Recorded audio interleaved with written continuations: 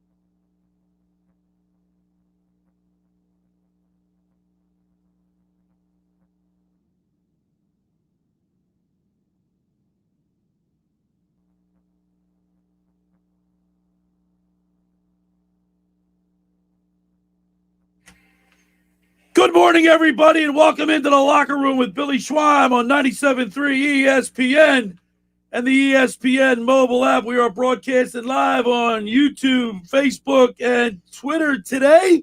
Check us out there at 97.3 ESPN. The locker room, Scotty McKay is in the studio this morning.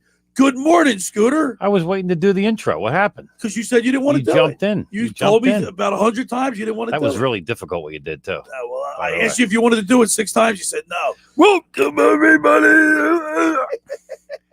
Jesus. Hi, Scott. How you doing today? Good, man. I'm doing good. Big night last night at the Goudies last night, Scotty McKay. I was down there. Now, I know you got a mug. You participated in the Goudies many moons ago. And how about you 40 years ago? 40 years ago. 40. And they still give out the same mugs. And they give out they haven't changed anything. But that's good. It is good. I was going to actually pull mine out of the basement today and bring it with me and show it. A very exciting Goudies last night because of the waves.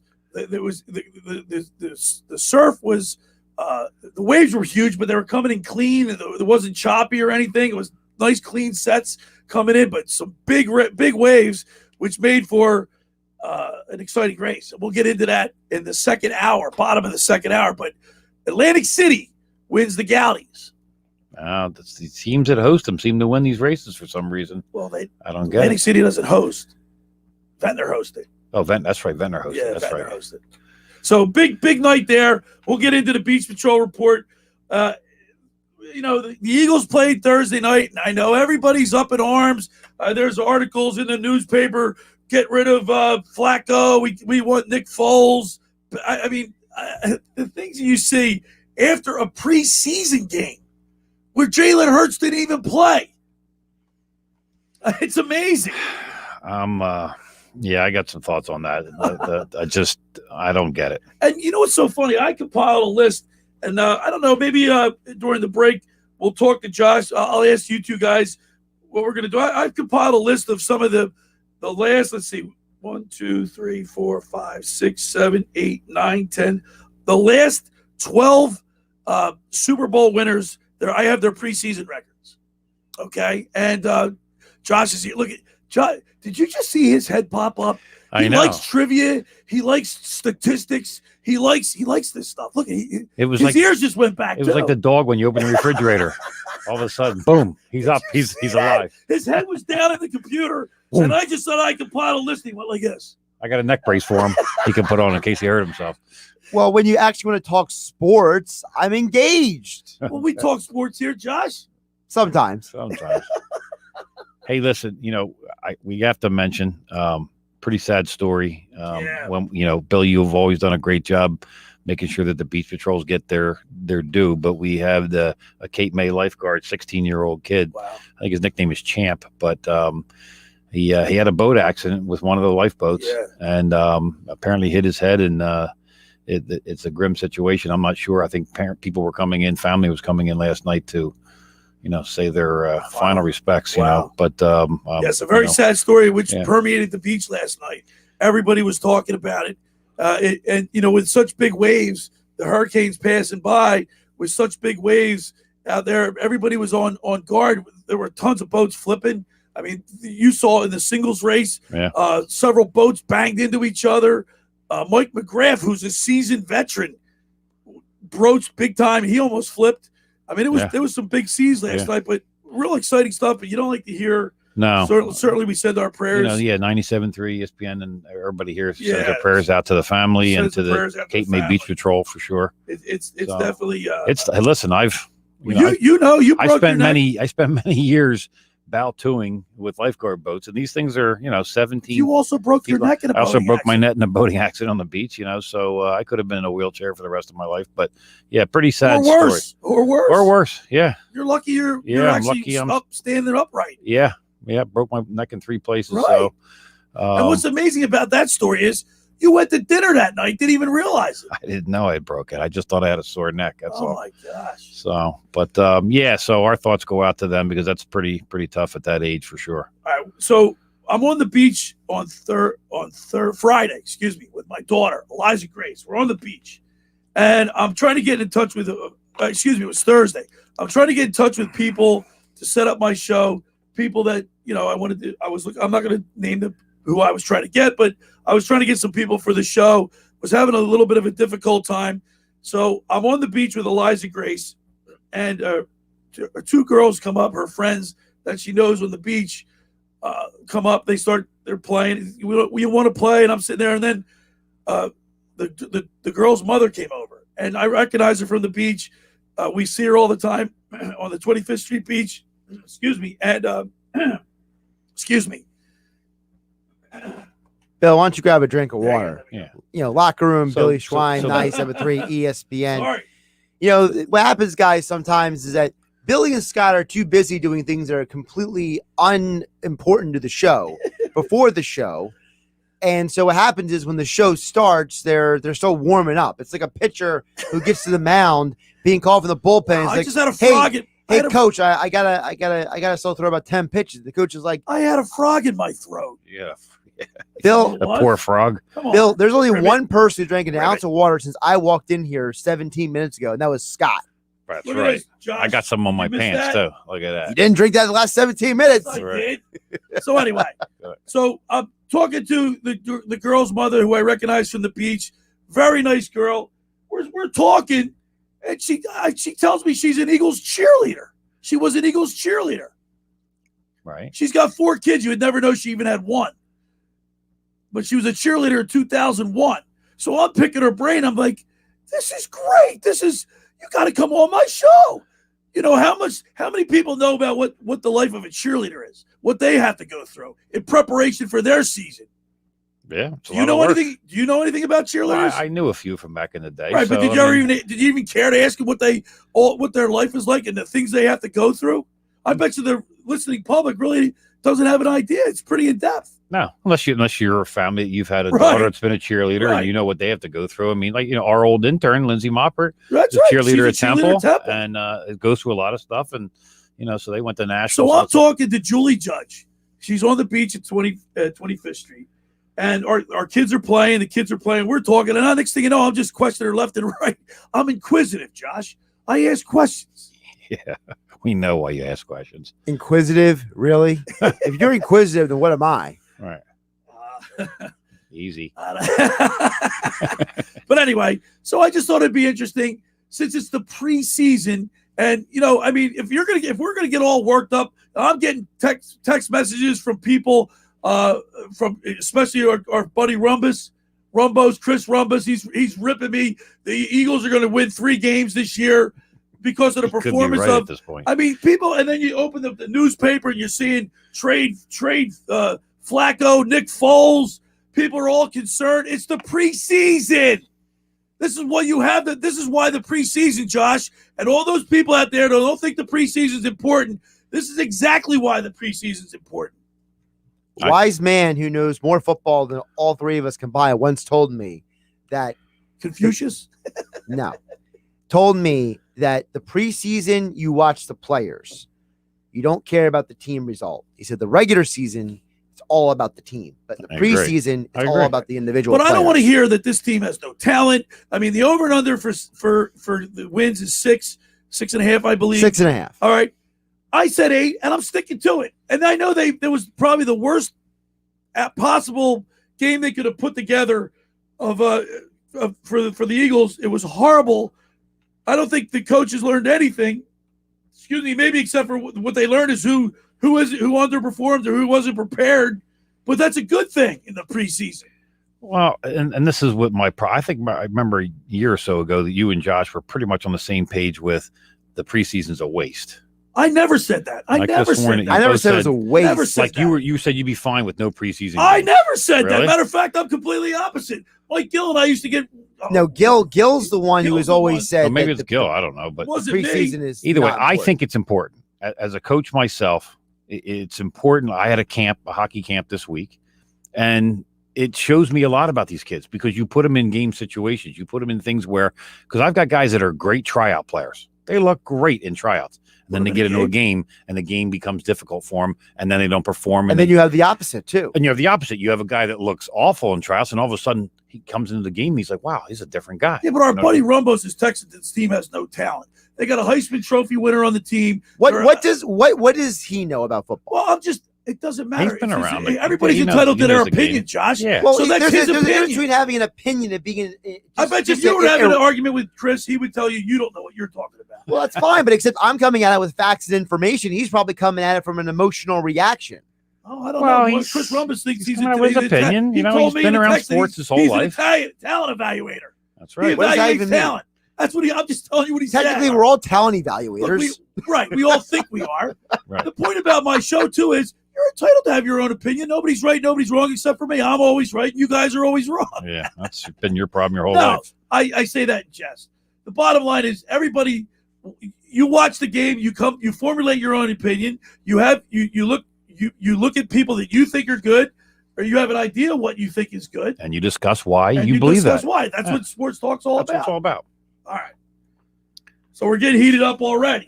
I got to calm you down. Scott McKay's going to say something stupid on when we get back. We start talking about the Eagles. And, of course, the Phillies. Before we go to break real quick, how about the Phillies? Last Saturday and Sunday I'm in here. It was August 14th. I'm jumping up and down. I'm excited. The Phillies are in first place in August.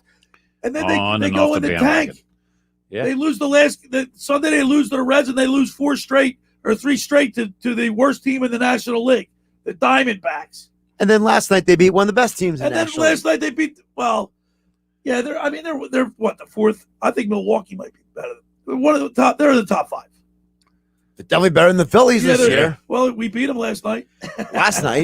Yep. And we got Aaron Nolan going today. Oh boy, 7-7 with a 4.48 ERA. You guys excited about that? I'm excited to see Nola versus Nola. You know, his brother plays for the Padres. Yeah, that's right. He's a catcher, isn't he? That's right. That's right. See, I knew that, Josh. All right. So we got a great show lined up. We're gonna go to lunch with Reds at Reds Jersey Mex at 10:50. Then we're gonna talk to Mike Gill. Mike Gill is up in Jamestown, New York, where his Babe Ruth team is playing in the World Series.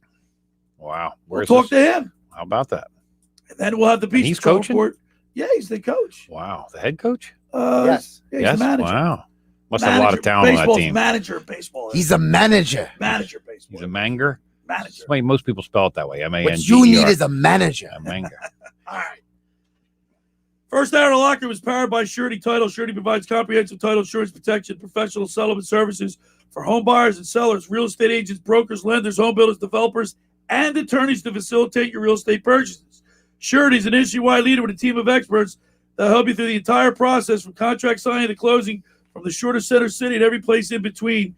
Surety Title is there for you with 15 office locations in New Jersey and PA. That's Surety Title. For more information, call our good friend Ron Conklin at 856-988-8900. When we return, we'll continue with more sports talk. You're listening to The Locker Room with Billy Schweim on 97.3 ESPN and the mobile app. This is the radio home for Philadelphia Eagles football. The Eagles finish the 2021 preseason this Friday night against the New York Jets. Takes the snap. Here comes the rush. Let's go. Complete into the end zone. Touchdown, Tucker. Merrill and Mike call all the action starting at 7:30. This is where the Eagles play. 97.3 ESPN, South Jersey's Eagles station.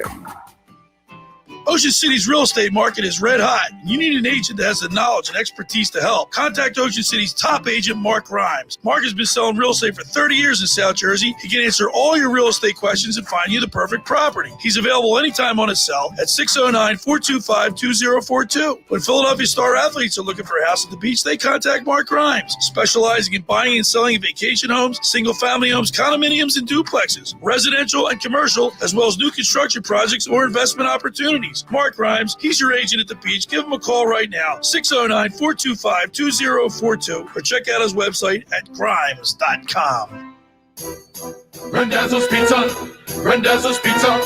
Rendezvous Pizza, the pizza you're gonna love. It's got the freshest taste that you'll find any place. Rendezvous Pizza, there's one right nearby. Rendezvous Pizza. Rendezvous Pizza. It's a pizza like you've never had before. Eat it or take it home, no matter where you roam. Rendezvous Pizza, the tastiest you'll find.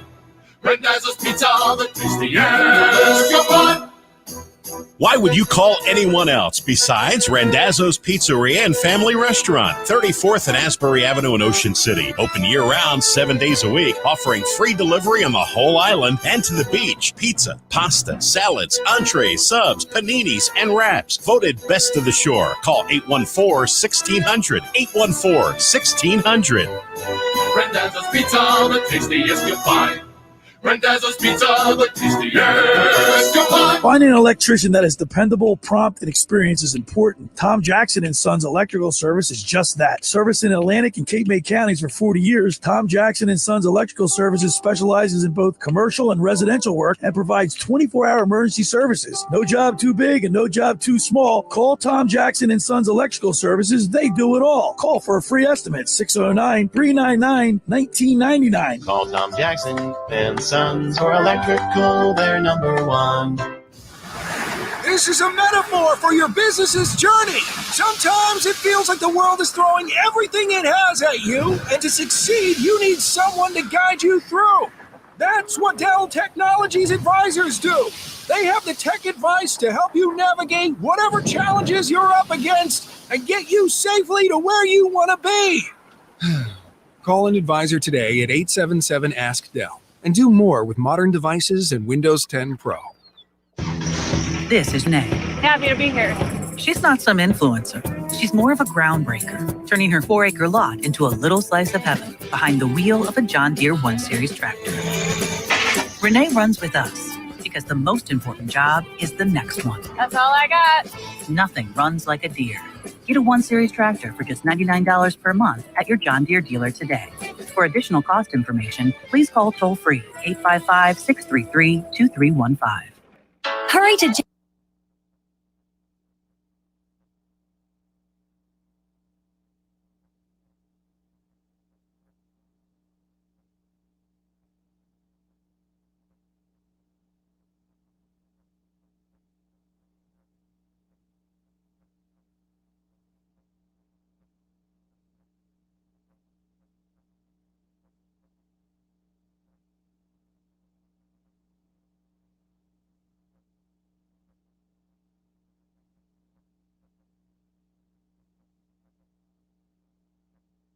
All right, we're back here in the locker room with Billy Schweim, Scotty McKay, 97.3 ESPN. Now, there's not really a whole lot to talk about for the Eagles on Thursday night other than what we didn't see.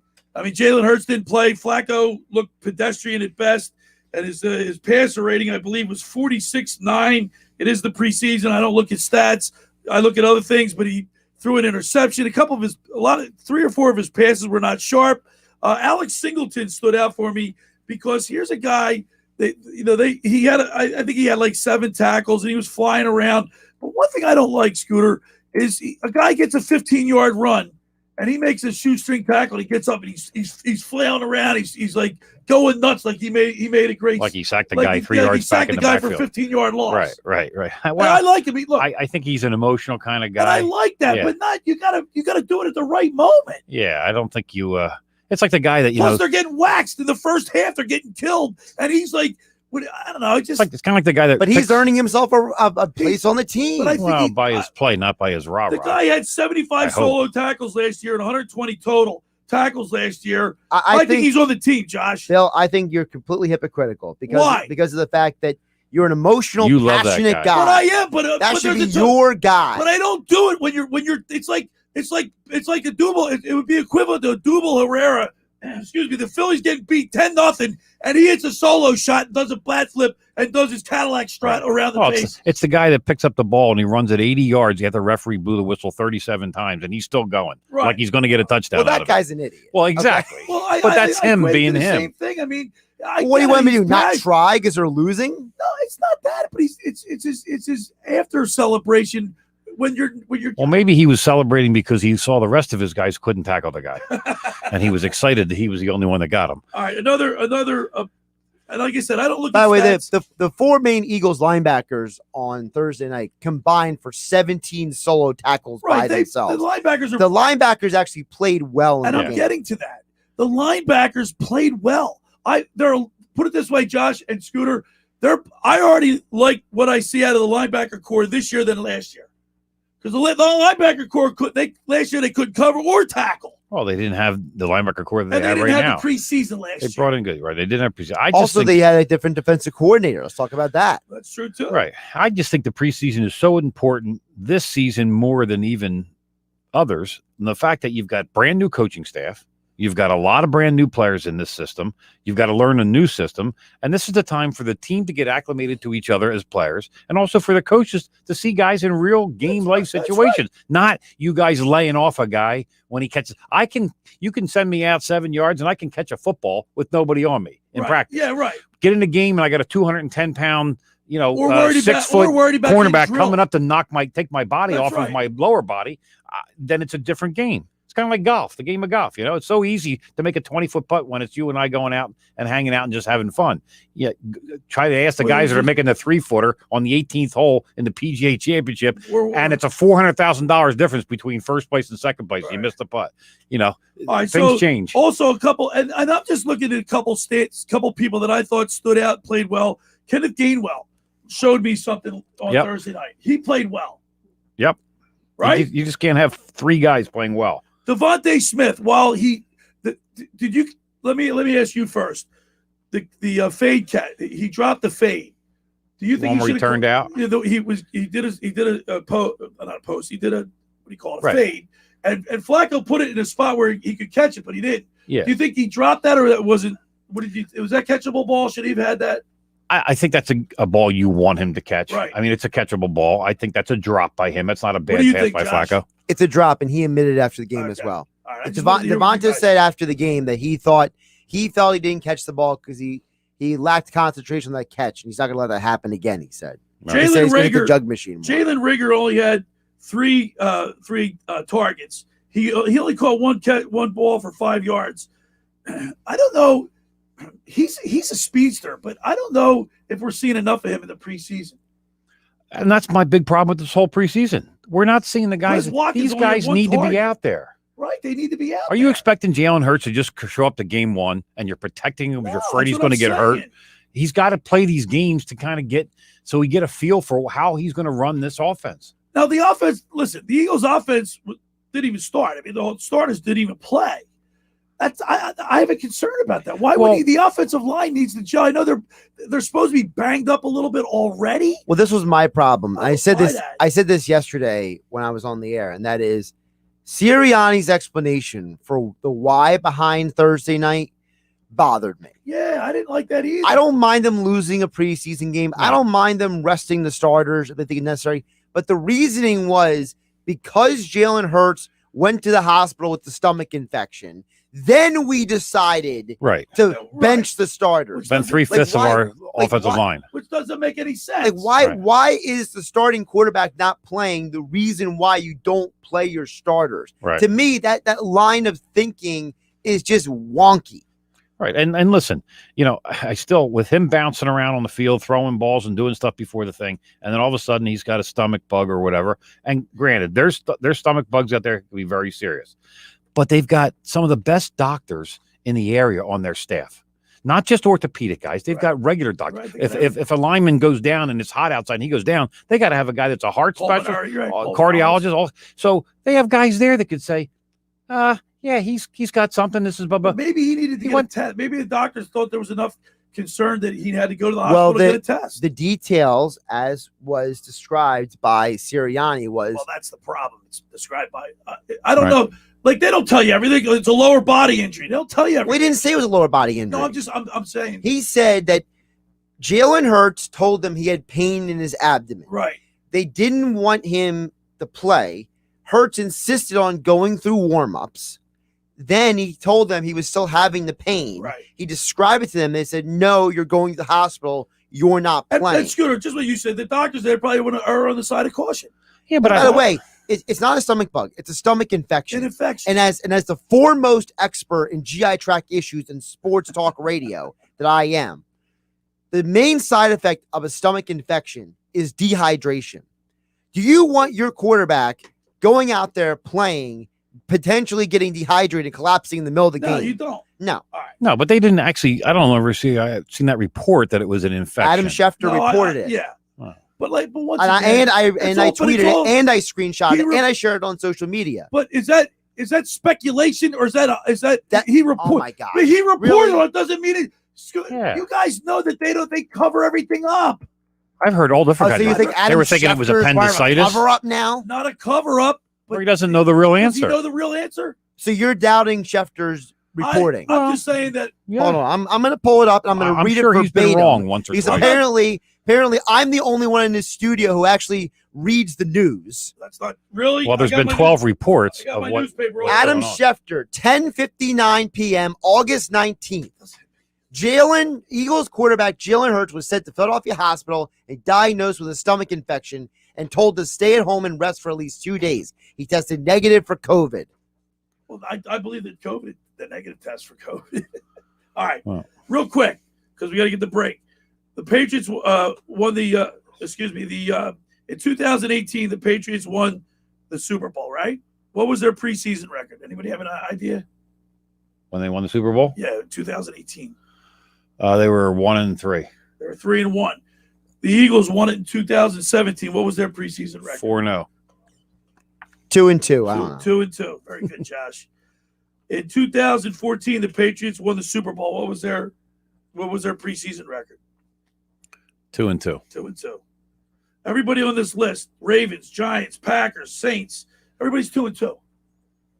I mean, so the record doesn't. That's what Josh said earlier. The record doesn't mean anything. Right. I don't care whether we lose the game or not. It's how we play the game, and that's what you want to find out in the preseason. When you got guys sitting, you're not going to find out anything about your players, and especially for a group that hasn't been around these guys for the last 4 or 5 years. The 2007-2008 New York Giants were the last Super Bowl winning team with a losing preseason record. Were they losing? But everybody was like 3-1 or 2-2. Right. All right. Or 4-0. So I mean, it's not. No, this preseason doesn't mean anything. Stuff. Yeah, that's what you want to see, and you want to see your second and backup You guys want to see play. the backup. You guy. got to see them because you're going to have injuries. You just don't need Alex Singleton flying around acting like he just made a Super Bowl winning tackle. First hour of the locker room is powered by Surety Title. Surety provides comprehensive title insurance protection and professional settlement services for home buyers and sellers, real estate agents, brokers, lenders, home builders, developers, and attorneys to facilitate your real estate purchases. From the shortest center city and every place in between, Surety Title is there for you in 15 office locations in New Jersey and PA. That's Surety Title. For more information, call our good friend Ron Conklin at 856-988-8900. Friends, let me tell you about Maserati, the main line located just minutes from downtown Philadelphia. They offer a client-focused car buying experience designed to exceed all expectations and invite you to stop and see the area's largest selection of new Maseratis, including the sporty Ghibli midsize sedan or the class-leading Levante, the only SUV worthy being called a Maserati. Maserati, the mainline, also leads the nation in certified pre-owned sales and has the highest quality like new Maseratis available on the market. Your experience is not at the point of a sale, as Maserati, the mainline, offers free pickup and delivery for scheduled service appointments and provides a new Maserati loaner car. So be audacious. Call my good friend Michael Pileggi, Maserati, the mainline, today at 484-804-4800. That's 484-804-4800, or visit them online anytime at motml.com. All right, when we return, we'll talk with Julie Judge, former Eagles cheerleader. You're listening to The Locker Room with Billy Schweim on 97.3 ESPN and the mobile app.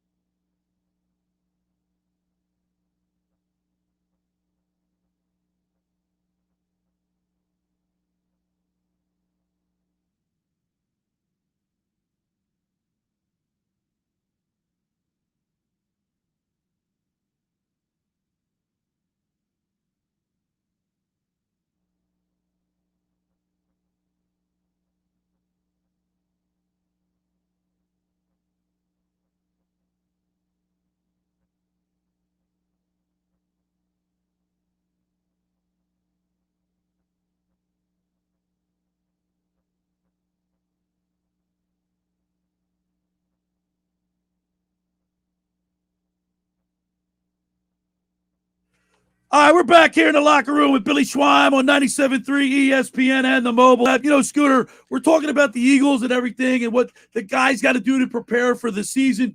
Like I told you earlier at the beginning of the show, I'm sitting on the beach talking with a friend of my daughter's friend's mother. Come to find out she's an Eagles cheerleader. So I start picking her brain. I go, wait a second. I want you on the radio. So without any further ado, let's go to the Barb's Harley Davidson Sports Hotline and welcome into the locker room former Eagles cheerleader Julie Judge. Hello, Julie.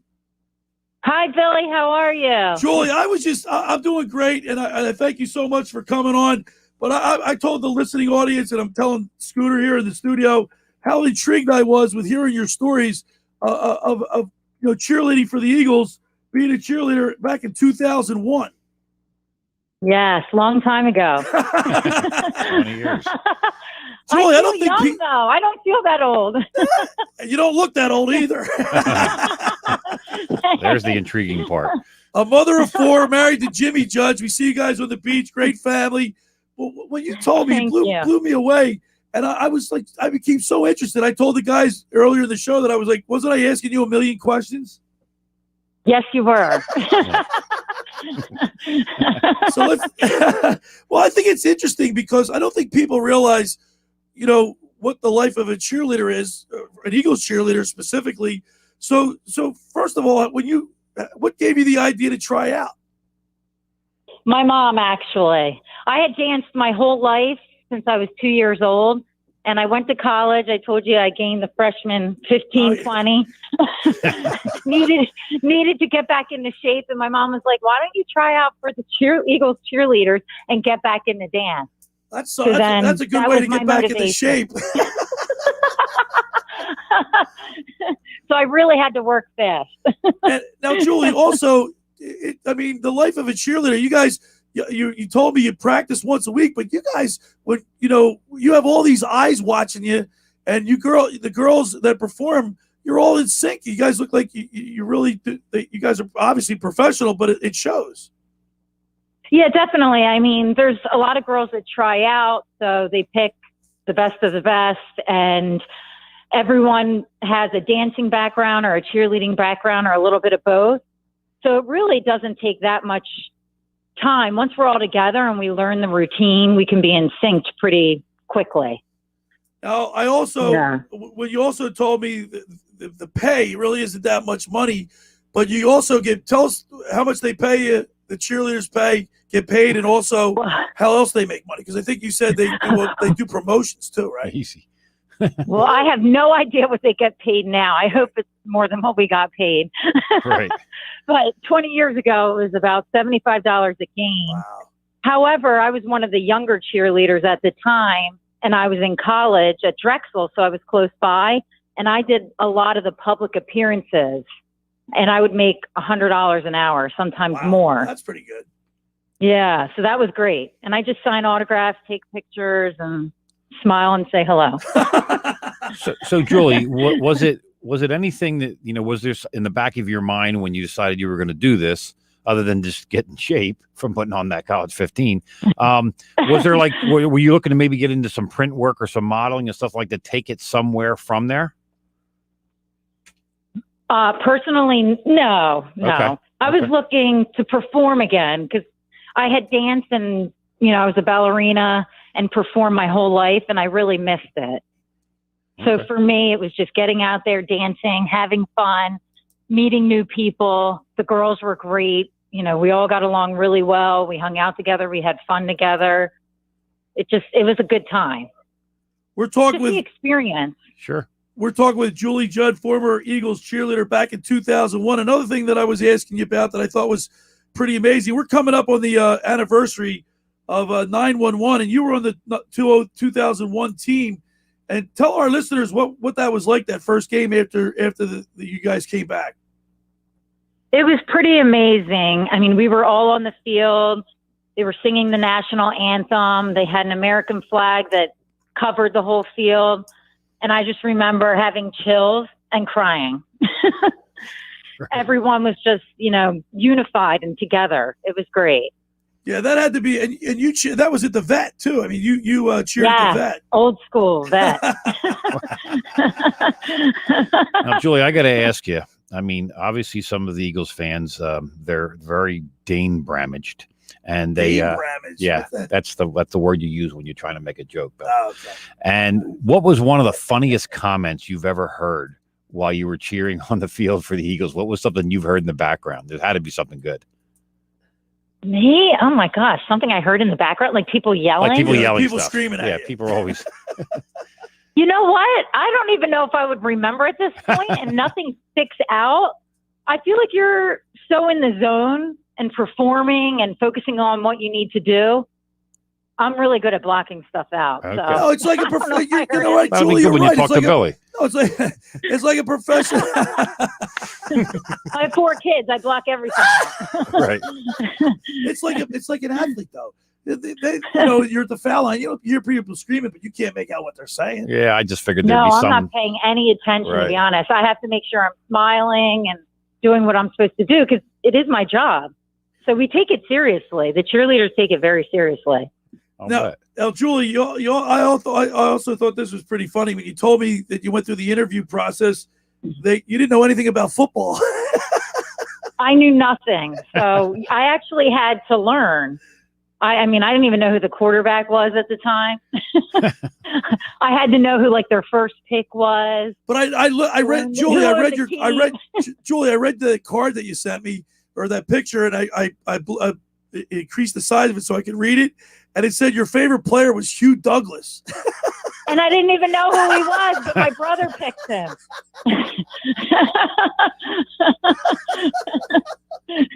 He's a great guy, though. He ended up doing some of the events with me. He was great. So I'm glad I picked him.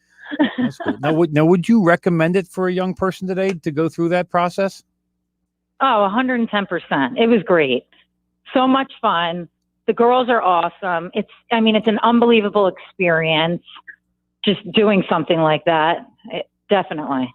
Hey, Julie, take us through a regular day. Like if the game's at 1:00, what time do you guys got to get to the stadium? Oh my gosh, you get there early. Everybody gets their hair and makeup done.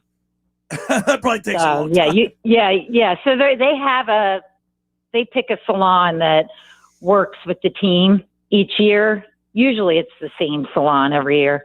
And you'll go in and, we'll practice a little bit too. And what time does that start? It's a lot of preparation to look that good when you go out on the field. And that wasn't hard for you. What time? Like what time? Like 8 o'clock, 7 o'clock in the morning for a 1:00 start, or what? Gosh, it was so long ago I can't remember. 20 years. Yeah, I mean, I'm 20-year anniversary. I lived in the city, so it didn't take me long to get there. But there's people that were coming from all over. We're talking with Julie Judge, former Eagles cheerleader. Julie, you went to Drexel while you were cheering. You walking around campus with like everybody wanting your autograph?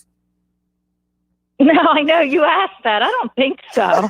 I think people thought it was cool, and maybe I was known by being an Eagles cheerleader, but no, I don't think anyone was, going crazy over it.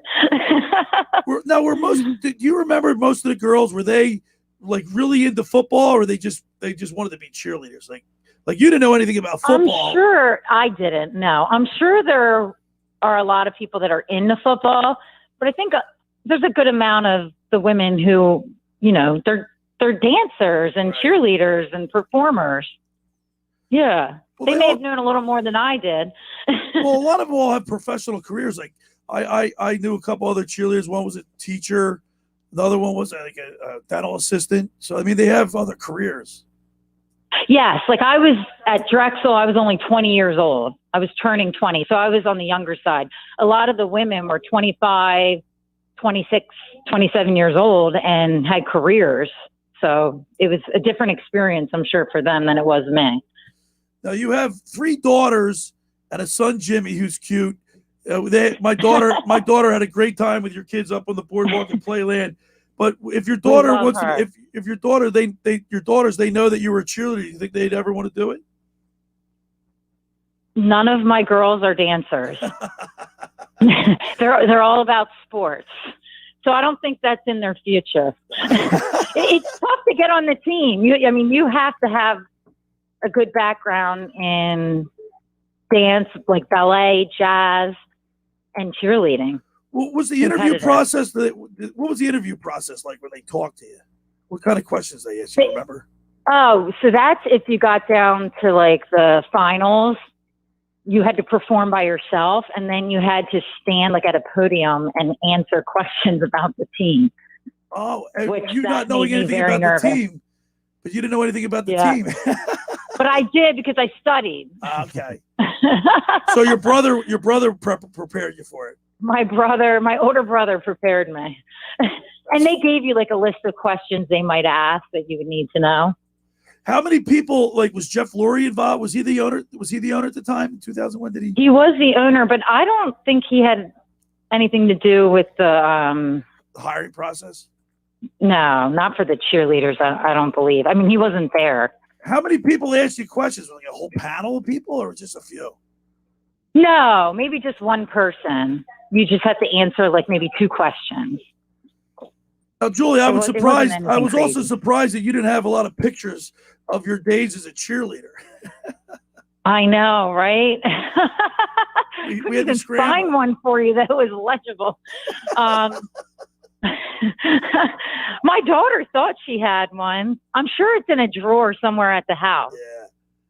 Yeah. Well, Julie, And my mom used to have some. I got to tell you, I was just totally interested in a different side of the other side of sports. You know, obviously the cheerleaders are a big part of the show that they put on at Lincoln Financial Field. And you guys work hard, but you also do a good job. We work really hard, and we don't get enough credit. No. We have to stay in shape. We have to look a certain way. You know, you have to watch what you eat. You have to exercise. You got to get there early. You got to. Did they have weigh-in? Did you have a weigh-in? Did you have to, like, if you put on a certain amount of weight, did they say something to you? Well, no, I mean, most of the girls were just so thin. I, on the other hand, was going into it a little on the heavier side, but I knew I had to lose the weight, so I was on it. Wow, today's it is. I don't know if they would do that now. Today's different atmosphere today. Well, Julie, listen, I just thought it'd be really interesting to talk to you and for a few minutes and just get a lighter side of the Eagles show that they put on, because it is a show. Next time you're watching the cheerleaders, give them a little more respect. We will do that, Julie. Well, thank you so much. Do a good job. Hey, they have male cheerleaders now. Did you see that? Do they? Yeah, they have like 4 male cheerleaders. Oh, I don't think we didn't have that. No, I'm sure. You know what? I not back then. All right, Julie, listen, thank you so much. We really appreciate it. And I'll see you on the beach. All right. Thanks, Billy. Have a great day. All right. There she is, Julie Judge, former Eagles cheerleader. You know, Scooter, and I asked her a lot about the 911 that first came back. And it was just amazing. You know, I remember that. Yeah, that was, I'm sure that for, she said it was for everybody, it was an emotional time to come back to play a sport after all that just happened. So, of course, we're coming up on the 20th anniversary. All right, the first hour of the locker room is powered by Surety Title. Surety provides comprehensive title insurance protection and professional settlement services for home buyers and sellers, real estate agents, brokers, lenders, home builders, developers, and attorneys to facilitate your real estate purchases. Surety is an industry-wide leader with a team of experts to help you through the entire process, from contract signing to closing of the shortest center city and every place in between. Surety Title is there for you. 15 office locations in New Jersey and PA. That's Surety Title. For more information, call our good friend Ron Conklin at 856-988-8900. Just about everybody in our area has heard about the Jersey Man and Philly Man magazine, run by ex-Philadelphia tight end Ken Dunning. But were you aware of the private business network they call the Legacy Club? Every month they hold private events at upscale locations in Philadelphia and South Jersey that attract over 200 top business people. If you have an interest in attending one of these events and see it's a fit for your business, send an email to Ken at jerseymanmagazine.com or give him a call at 856-912-4007 for more information. All right, when we return, we'll go to lunch at Red's Jersey Mex. You're listening to The Locker Room with Billy Schweim on 97.3 ESPN.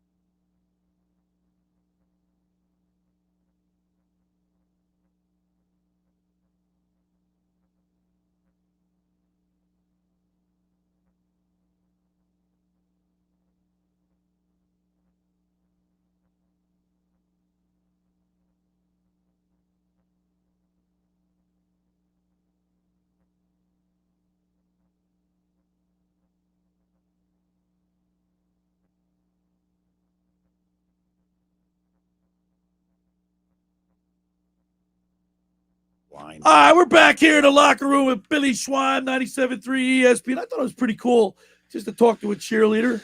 Yeah, something different. You probably never got to talk to a cheerleader in your whole life because they wouldn't talk to you. I did. I remember a couple of them that worked there. They said it was a great experience too. They said the same kind of thing. Like they had a lot of fun. Cheered in front of 67,000 people. They both went on to like some modeling stuff, like Took It, and all the promotional work they were doing. They ended up getting a lot of jobs after they left the Eagles. Even. Well, I'm sure it's a stepping stone. Absolutely. Yeah. All right.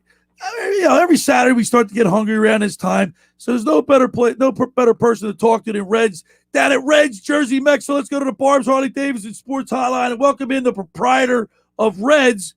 Reds, what's up, Reds? What's up, Schweiner? Sure, Josh. Getting ready for another busy day over here at Reds Jersey Mex. You were MIA last week, Reds. You know what? I mean, I had some technical difficulties that I was working on to get the restaurant open, and I was unable to answer my phone at the time. And but anyway, we got up and running, and everything was fine, and everything's going great over here. Now, Reds, there's some pictures of you, young Reds floating around on the internet there on Facebook and stuff. What? Whoa. We didn't authorize that. Yeah, right. You want payments? I'm not going to tell you who's put them out there, but there's a picture of a young Red toner with long red hair floating around on the internet. I'll have to look for that. Yeah, it's a younger. Oh, man. So, Reds, we're getting hungry. What's for lunch? So I'll tell you what, you just had that ad for the Jersey Fresh street corn, corn and sweet corn, and we're selling tons of the street corn over here, which is we grill the Jersey Fresh sweet corn, and then we cover it with we sprinkle some queso fresco on there, and some of our Red's house spice, and some like a cream sauce on top of it, which is really delicious, and people are eating that up like crazy. And we're selling a lot of the Bikini Buster salads with mahi-mahi and steak and shrimp and chicken, whatever you want on there. You know, the fish tacos are flying out of here. Yeah, so, you can see everything on the website at redsjerseymex.com, which you can see all the pictures of our great staff. We got Madzy working today, and Diego and Molly and Nick the Knife, and we got Raul coming in later on to help us out over here. So we're locked and loaded and ready for another busy day over here. Of course, you're located at 11th and Haven in Ocean City, New Jersey, 609-399-2272. That's correct. That's how you get a hold of the Reds. Yes, 399-2272, 206 11th Street, right off of West Avenue. All right, Reds, out, plenty of parking. Real quick, Reds, what's your next gig for the next Turtleheads? Sunday. Next Sunday afternoon, the Turtleheads return for the Sunday afternoon rock and roll dance party at Caroline's by the Bay at 4 o'clock in the afternoon. It's been a great time over there this summer. All right, Red Toners, man, we look forward to it. We really appreciate it. We'll see you for lunch at Reds Jersey Mex in Ocean City. We'll see you next week, buddy. All right, man. Catch you guys later. Have a good one. There he is, Reds. The Reds. The Red Toner. He kind of reminds me of somebody when he looks like what's that Mad Magazine? Alfred E. New. He does a little bit that. He reminds me of Chip Snapper though when he starts talking. All right, first hour is in the books. Hey, we're going to talk with Mike Gill at 11 o'clock. His team's up there going for the Babe Ruth World Series for the 13-year-olds. And then, of course, the Beach Patrol report where Atlantic City won the Galleys. We'll have all that and more. Got some good tape, good interviews with some of the winners. We'll do that all ahead of us in hour 2. It's The Locker with Billy Schweim on 97.3 ESPN and the 97.3 ESPN mobile app. Finding an electrician that is dependable, prompt, and experienced is important. Tom Jackson & Sons Electrical Service is just that. Service in Atlantic and Cape May counties for 40 years, Tom Jackson & Sons Electrical Services specializes in both commercial and residential work and provides 24-hour emergency services. No job too big and no job too small. Call Tom Jackson & Sons Electrical Services. They do it all. Call for a free estimate, 609-399-1999. Call Tom Jackson & Sons for electrical, they're number one.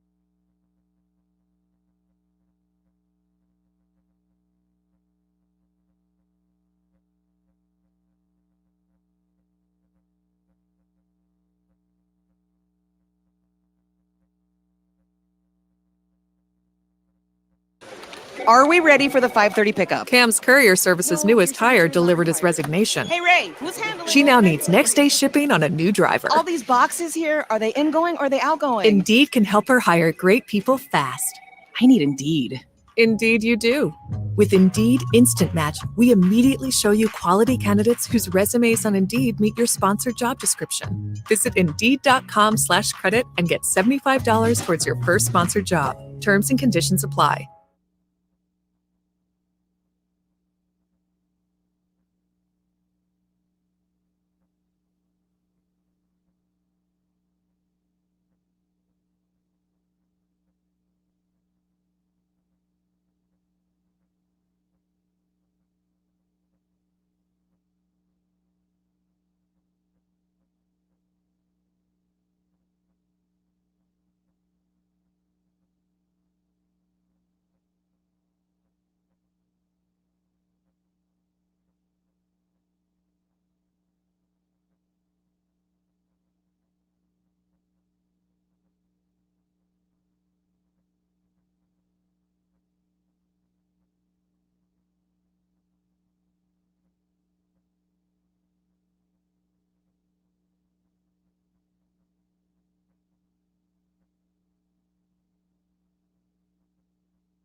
South Jersey's play-by-play home for the Eagles, Sixers, and Flyers. He scored! 97.3 ESPN, WENJ, WENJ HD Millville, Atlantic City, a Town Square media station.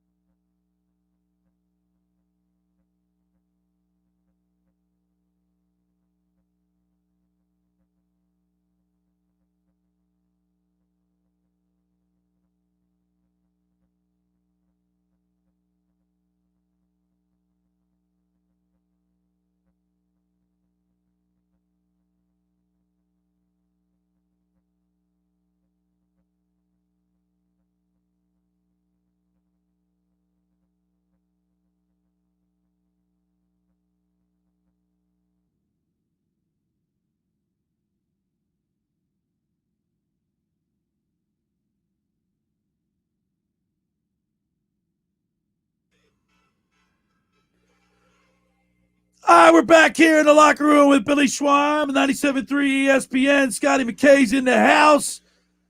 Did a little Eagles talk in the first hour, but now we're going to turn our attention to baseball. We're going to start off, Scooter, with the Atlantic Shore team that is up at Jamestown for the Babe Ruth World Series. So let's go to the Barb's Harley-Davidson Sports Hotline and welcome into the locker room the manager of the team. He's our own Mike Gill. What's up, Mike?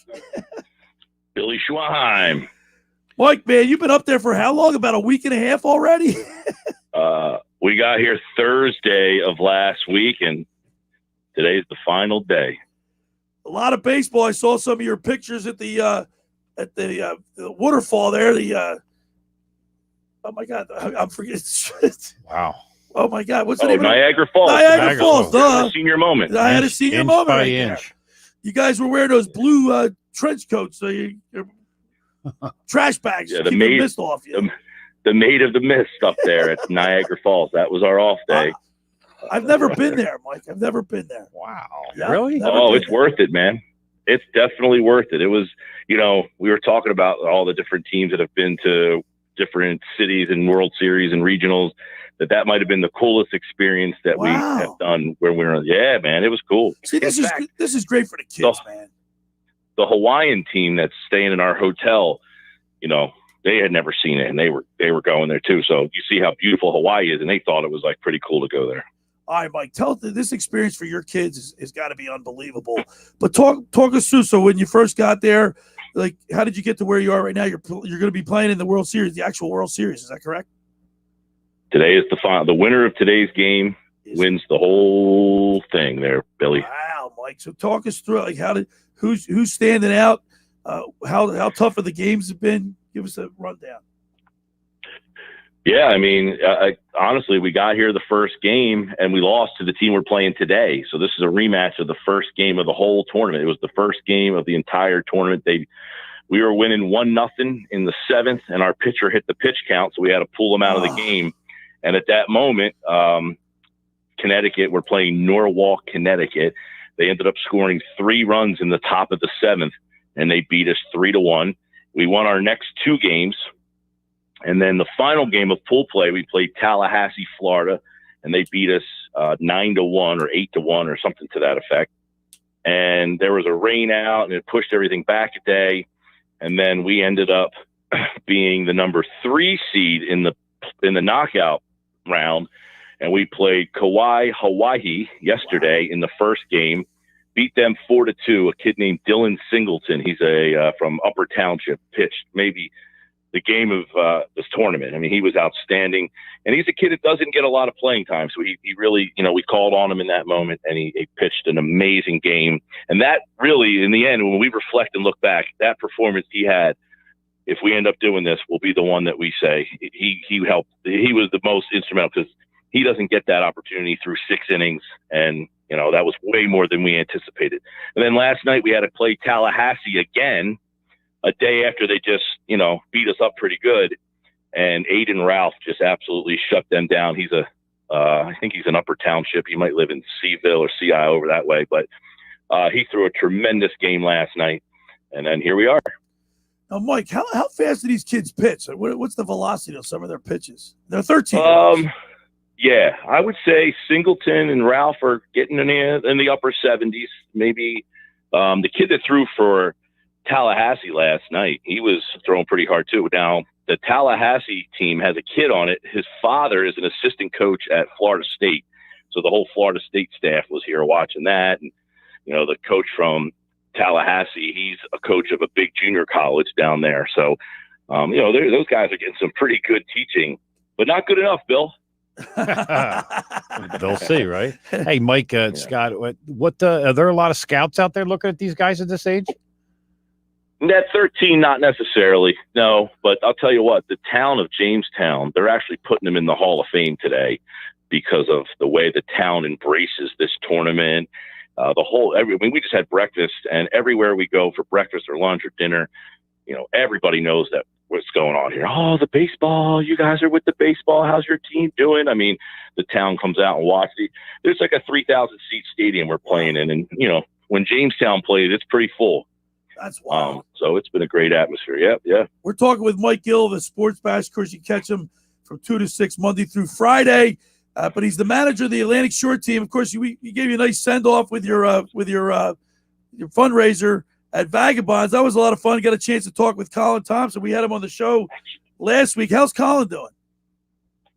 Colin's playing well. In fact, he's got 2 Player of the Game awards that he's been given for his play. And in fact, he still finished the game last night pitching because Ralph hit the pitch limit. And Mike, what is the pitch limit?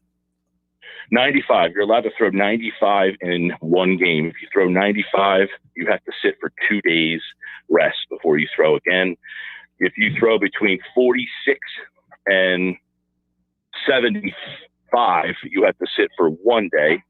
If you throw 45 pitches in a day, you can come back again the next day, but you're not allowed to throw 3 days in a row. And I would imagine there are people that are really hawking over that, right? Oh, they keep it. Yeah, they keep the pitch counts. In fact, we have radios in our dugouts that you can call up and ask, where the pitcher is. So that's not on you to watch other teams. They have a guy that's in charge of that, or a group of people that are in charge of that. The Babe Ruth have a huge task force that works. This tournament. There's probably 15 to 20 task force members, and they all have a different role. You have a press box coordinator. They're doing all the games live stream. In fact, if anybody wants to watch the game, there's an outlet called jockjive.com. And this guy, God almighty, for what we do, we know this industry well. He's done every single game of this tournament by himself. Wow. Every inning of every game with no color commentator, nothing. So you can watch it at jockjive.com. I think there's a fee. There's also going to be on the radio up here at 101.3 in Jamestown, if you want to go online and listen to it there. A lot of people have been asking me about that. If you want to watch the game, I could get you guys a special code so you don't have to pay the fee. Why don't you put it out Right, there? yeah. Oh, you're going to give it to us later. Okay. Well, I don't want to give my right. information out, but if you want it, you could text me, and I'll give it to you. Mike, they draw big crowds. You said it's a 3,000 seat, but are they filling it up? When Jamestown plays their home games, they do. When the other teams play, it's not quite as packed when Jamestown plays, but the town does come up. I would say that, we're of all the World Series I've been to, not many, I'm my third, but I would say this has probably been the most supported and well attended of all of them. Well, Mike, listen, now, man, the one thing that was unfortunate is because of the COVID. We weren't allowed to do the skills competition. They couldn't do the banquet. They usually will have a banquet with a guest speaker. 1 year Vida Blue spoke. 1 year Jack Morris spoke. Wow. 1 year Phil Jackson spoke. So we've had great speakers over the year do these things, but they weren't allowed to assemble all the teams inside at one place. So that kind of took away from a little bit. But it's been a great. The National Comedy Center's here and the Lucille Ball Museum. Guys. Lucille Ball. She's from, who else is from Jamestown, New York? Oh. Nick Sirianni. How about that? And you watched that debacle? Did you get a chance to watch that debacle on Thursday night? By the time our game was done, it was probably 35-0. And I said, well, it's not even, because I have YouTube TV. I brought it up so we could plug it in. I know Hurts didn't play. I guess he had some sort of stomach bug. But, dude, the last couple of weeks, I've been out here since Thursday. I've been just like the Phillies are like 5 back now or something since I left. Four back. In that hot seat there. Yeah, they look. Like I said in my article on 97.3ESPN.com last Saturday and Sunday, I'm jumping. I'm like the biggest cheerleader. I'm all excited. We're talking about baseball on August 14th. That's meaningful. And a week later, we're 4 back of the Braves. I said, I know. I went away for a week, and they fell out of this race. I don't know what happened. I mean, it's hard to kind of keep track of everything because our schedule, and we take the league. People don't realize this is a huge undertaking, and our community did an amazing job. We raised over $30,000 to get here, and the league pays for all of the kids' meals, or most of them. I mean, not every single one. When we assemble as a team, the league pays for them. If you go off on your own, then you're kind of on your own. But we took the kids to Niagara Falls. We went to an indoor water park out in Erie, Pennsylvania for the day, and the league pays for all of that. So we're trying to keep them busy, and we're here, trying to watch. We're scouting, watching the other teams play. This Jock Jive has every game archived, so we would go home and watch our opponents' game. They play. Everybody's playing games, so we watch them play and keep the book on them. Little scouting going on, Mike. Get a scout.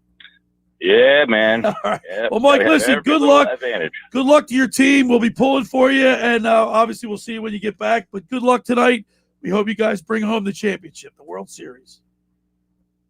All right, man. I can't wait to get back. We've been on the road a little too long. I actually can't wait to see Josh. All right. There he is. You two, not so much. All right, Mike. Good luck tonight. There he is. Mike Gill on the Barb's Harley-Davidson Sports Hotline with the 13-year-old World Series team that he's the Atlantic Shore team up there in Jamestown. All right, the second hour of the locker was powered by the Great Bay Country Club, where it's not just golf, it's fun. Make Great Bay Country Club your club. Great Bay's award-winning private golf club where you are greeted by name. It's home of the 3-hour and 58-minute round. You can play on their 18-hole championship golf course, enjoy fine dining experience, lively atmosphere in the pub. For more information, go to greatbay.com or give them a call at 609-927-5071.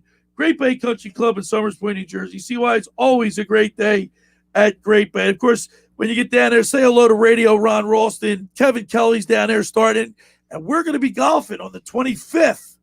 It's going to be me against Pete Thompson. Pete thinks he can beat me. By the way, Pete sent me a text. He had a 98 last week. So he's not getting a stroke from me. No. Of course. He might have to give you a stroke. Yeah, he's going to give me a stroke. You're going to be playing. I might have a stroke watching you, too. Scotty McKay will ride with Pete Thompson. And Craig Berube is supposed to be playing, but I don't know if he's going to be able to make it back from St. Louis. So we'll get. I wouldn't come if I was afraid to play me anyway. Yeah, he doesn't want to. He doesn't want to show up. He's down. afraid of you. Yeah, I don't blame him. All right. When we return, we'll talk a little Phillies baseball. You're listening to The Locker with Billy Schweim on 97.3 ESPN and the mobile app. This is the radio home for Philadelphia Eagles football. The Eagles finish the 2021 preseason this Friday night against the New York Jets. Takes the snap. Here comes the rush. Let's go. Complete into the end zone. Touchdown, Zucker. Maryland Mike call all the action starting at 7:30. This is where the Eagles play. 97.3 ESPN, South Jersey's Eagles station.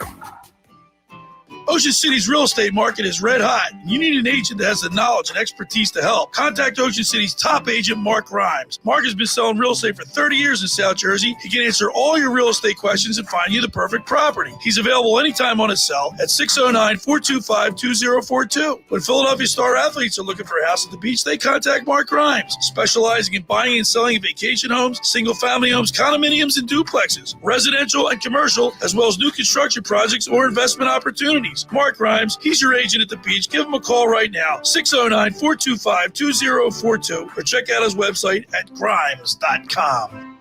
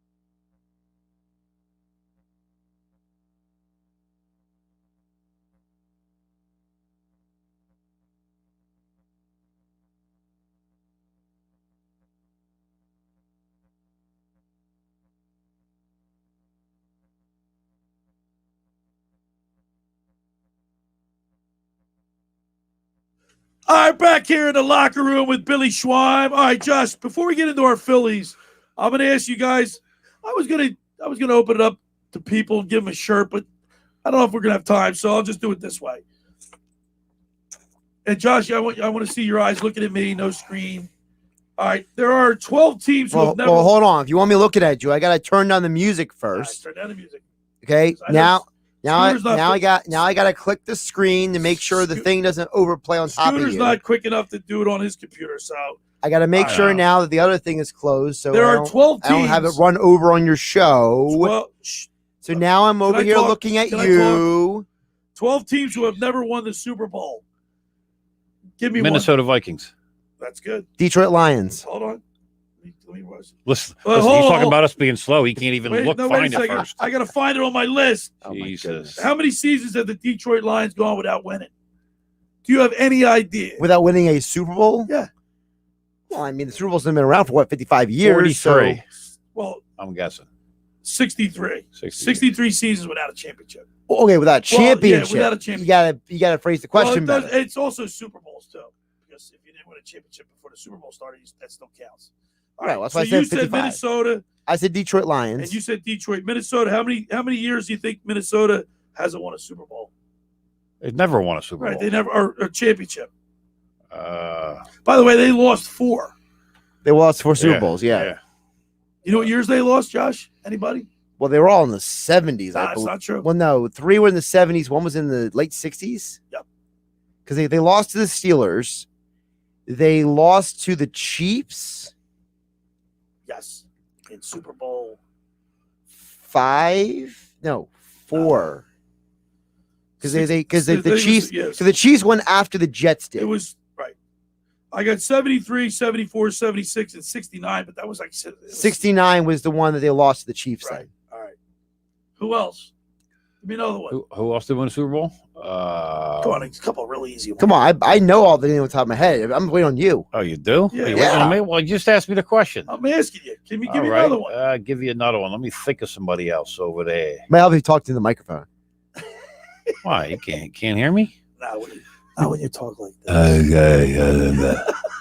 God, I'm trying to think of some football teams. All right, well, I'll name another Give one. me another one. Arizona Cardinals. Very good. How many years have they gone without a championship? I will, Remember, they were in St. Louis, and before that, they were in Chicago. Right.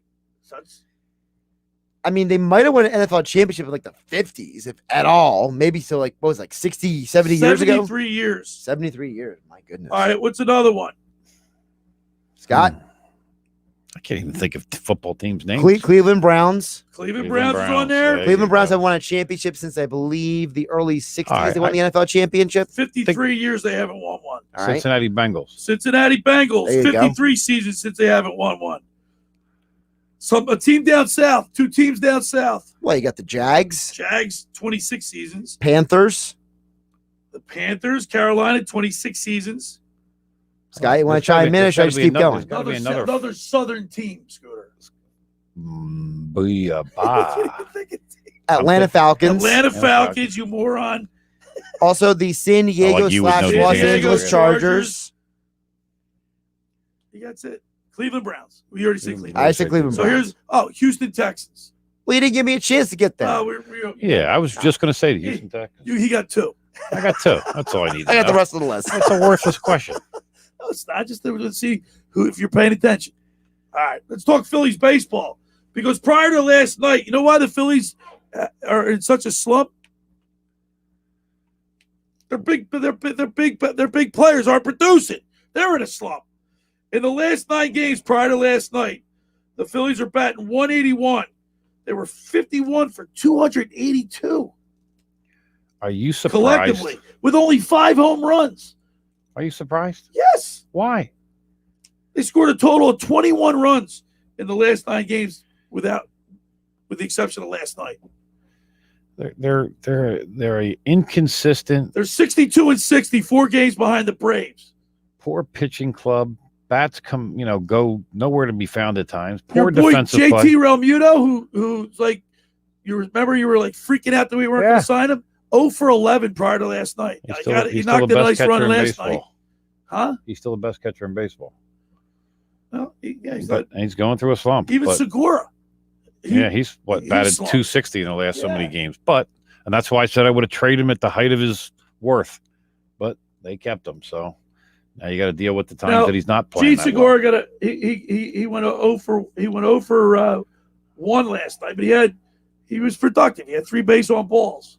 JT Realmuto had a hit, but it was a timely hit. He got a nice RBI. Really quick, also Segura had that heads-up play where he tricked the Padres thinking they had the outfield fly rule in effect, but because he touched the ball with his hand instead of his glove, he threw out the runner so that they got the speedy runner off the base paths, and the Padres were so confused. It was hilarious. Yeah, it was funny.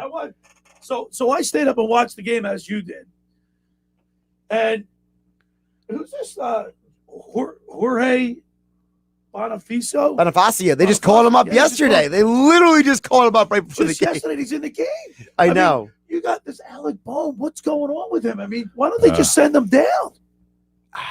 It's so strange. I mean, it's so strange. Why are they keeping him around? He looks like he's afraid of the ball. He looks like he looks like he doesn't belong. Scott, really quick, as a coach, if you have a guy that you know can play, but he's just struggling that much, what do you do with him? And I've had that situation before. We had a young kid who came up with us. He was just a kid. He had the biggest heart on the team, and he was a decent player. He was coming into high school as a 14-year-old, but in high school you have to play against 18-year-olds now. Guys that have beards have been driving for a year, and it's a different game. And the kids that can adapt are the kids that are going to be successful. He struggled. I sent him down to JV just for a couple games, and he got really upset. He was just one of these kids that was, he thought I was going to send him down and never bring him back. I said, go down there. He had a hat trick the first game. He struggled a little bit the second game, but he got his confidence back. And then he came back and he played. He's the only kid in South Jersey high school hockey history that has won 4 years, and all 4 years he was there. Wow. And like this Alec Bohm, I mean, when he's making all these errors, I know it's in his head, Scooter. He's probably out there going, don't hit the ball to me. Don't hit the ball to me. It's in his head. There's no doubt at this point it's in his head. How about D.D. Gregorius? What is wrong with him? I don't know. There's a guy that's a veteran that's probably worked through this a number of times in his career. Yeah, he should be getting through it. Like, he's up there. DD's what, about 30? How old's D.D.? 32? Yeah, I would say 32. I think he's like 32. No, in baseball, that's not, I mean. That's not old, but it's not. But if you're not a young kid. Injuries, Alex Bohm is a young kid. His elbow. Yeah. Right? He's had some injuries this year. And it's 31. 31. Okay. Hector Neris pitched well, I thought, last night. But he loads the bases up. Was that Hector Neris that load that got out of the jam? I'm thinking to myself, what's Joe Girardi doing? Right? He loads the bases up, walks 3 batters, but he pitched. Like, what I mean when he say he pitched well, he didn't pitch well. He walked 3 batters. What I mean was when he has that his split finger working, nobody can touch it. Well, he lost that one split finger, almost took off Tatis' head. Right. But I'm saying when he throws strikes, when he get it over the plate, nobody can touch it. Listen, but then he can't get it over the plate. When I'm interested in having agita, I turn on the game and watch Hector Neris pitch. I mean, it's like, my God, like he will drive you to drink. When you're watching a game last night, Josh, I'm thinking to myself, like, after 2 walks, I'm pulling him. But he's stuck with him. Well, they were saying on the broadcast, I don't know if you remember this, but they were saying that they felt that Girardi was maybe told before the game he couldn't use certain guys. So he was maybe forced into certain situations he didn't want to be in. Because remember, Archie Bradley was out there for 2 innings. He had to bring in Ian Kennedy in early. Well, he gave up a run. He went 1 2/3 innings, Archie Bradley. Right. Well, I mean, he pitched in 2 innings is what I'm saying. Right. And he walked 3 batters. Yeah. Right. But I think they were saying on the broadcast, they felt that maybe Girardi was told he couldn't use certain guys because of what happened in the Arizona series. They are lucky they won last night because it wasn't the Phillies winning the game. They only had 5 hits.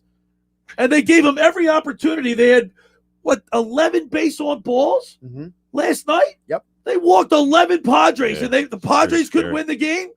That's correct. By the way, you know why the Phillies won last night? Padres felt bad for him? No, because I took the Padres. Oh, there you go. We're going back to that. Yeah, it happens every time. Again. Every time, if I want the Phillies to win, I bet on the other team, and it happens every single time. I could be retired if I just listened to the opposite of whatever you bet on. That's right. Jesus. You'd be a millionaire. I know. I would be. Unfortunately, I'm only betting $20, $30 a pop. But that's what I did. When I came home last night from the boat races, Josh, I literally said to myself, I need this team to win. All right. I'm going to sacrifice $30. I put $30 on it, and I lost. Is that your excuse? Scooter, the Phillies won with 5 hits. They walked 11 batters last night. Wow. Are you kidding me? I had no reason to win. How did the Phillies win last night? They had Matt Moore going.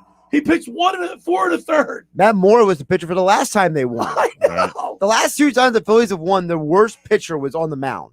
Now you got Aaron Nola going today against Musgrove, who's 8-8 with a 3.11 ERA, which is not bad.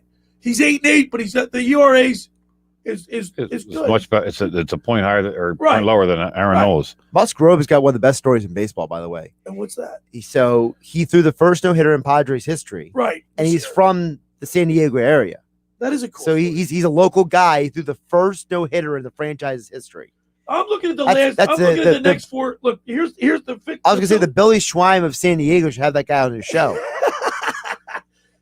Look, here's the Phillies starting pitchers for the next 4 games: Nola, Gibson, Suarez, and Zach Wheeler. They should win. They should win 3 out of those 4 games. Oh yeah, well they should have won 3 out of 3 against the Diamondbacks too. Right. They lost all 3. So Scooter, what do you think? The Braves are on fire. Do you think the Phillies can? No. You think they can win the No. division? No. That's what he was saying last week. I said you from day one they're a 500 club. That's not going to win the division. And they're what, 2 games over now? Yep. Wow. All right, the second hour of the locker room was brought to you by the Great Bay Country Club, where it's not just golf, it's fun. Make Great Bay Country Club your club. Great Bay is an award-winning private golf club where you are greeted by name. It's home of the 3-hour, 58-minute round. You can play on their 18-hole championship golf course, enjoy fine dining experience, lively atmosphere at the pub. For more information, go to greatbay.com or give them a call at 609-927-5071. Great Bay Country Club in Summers Point, New Jersey. See why it's always a great day at Great Bay. And we get down there on Wednesday. I'm going to play Pete Thompson. Tomorrow on the show, you're going to be able to pick a winner. We're going to have people text in and pick a winner. I'll let you know the lineup for sure tomorrow. I don't think Berube going to be able to make it in from St. Louis, so maybe we'll get.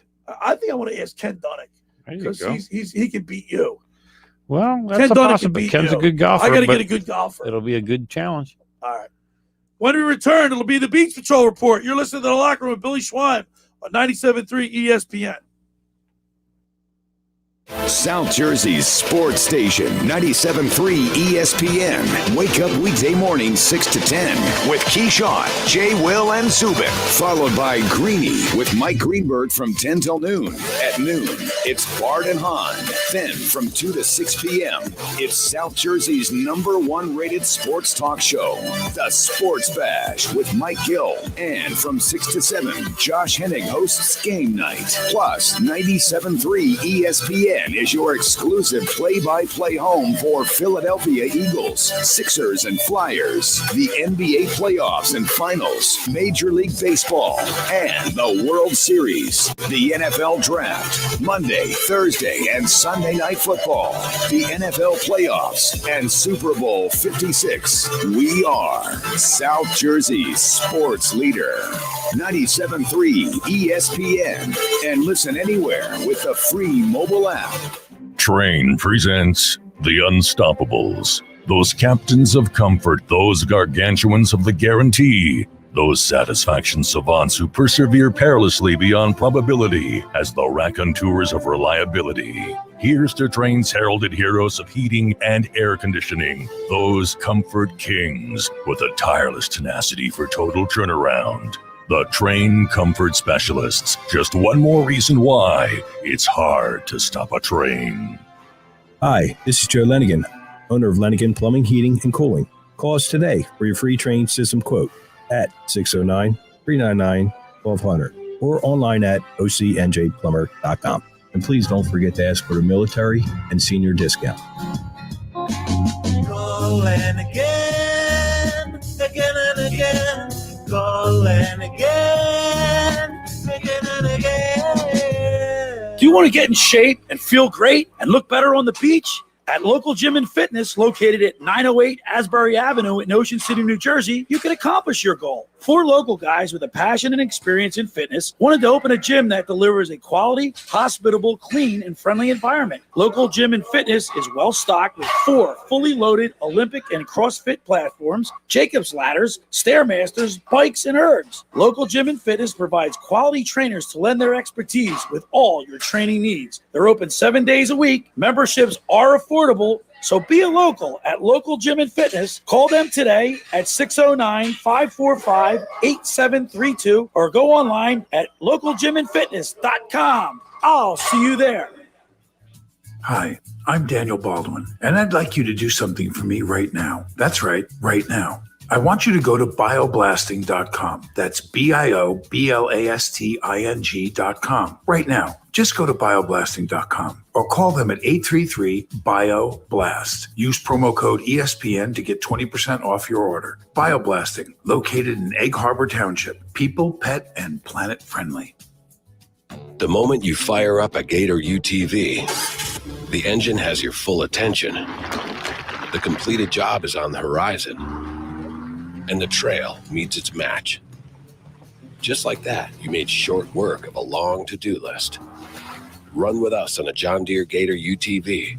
With effortless four-wheel drive at the flip of a switch and our smoothest shifting transmission yet. Nothing runs like a Deere. Search John Deere Gator for more. Dom Herrera, one night only. Friday, October 8th at the Tropicana Showroom. Dom Herrera, performing his stand-up comedy live. Tickets on sale now at Ticketmaster.com. Don't miss out on an evening of hilarious jokes and bursts of improv with Dom Herrera. Must be 21 or older to gamble. Know when to stop before you start. Gambling problem? Call 1-800-GAMBLER.